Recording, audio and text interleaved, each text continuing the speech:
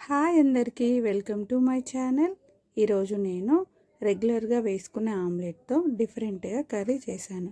Literally taste సూపర్గా ఉంది. First ప్యాన్లో ఆయిల్ వేసి అందులో ఎగ్ కొట్టి పోసుకున్నాను.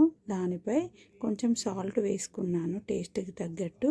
మిరియాల పొడి వేసుకోవచ్చు, కానీ నా దగ్గర లేకపోవడం వల్ల నేను అది వేయలేదు. మీరు ఉంటే వేసుకోవచ్చు.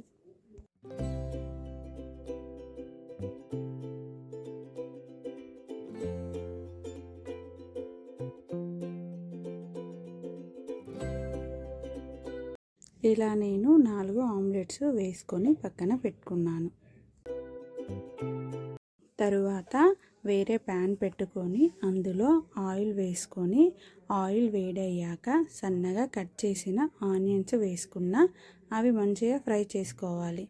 ఆనియన్స్ ఫ్రై అయినాక అల్లం పేస్ట్ వేసుకొని పచ్చివాసన పోయేంత వరకు ఫ్రై చేసుకోవాలి.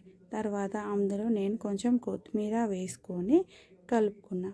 తర్వాత మనకి కలర్కి సరిపడంత పసుపు వేసుకోవాలి.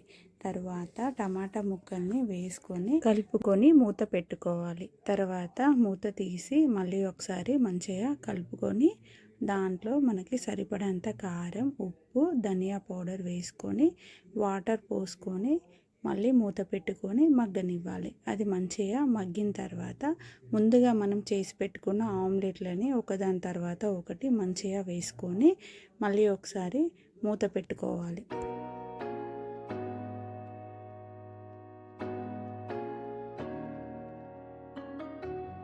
తర్వాత ఆమ్లెట్ని రెండో వైపు తిప్పి వేసుకోవాలి.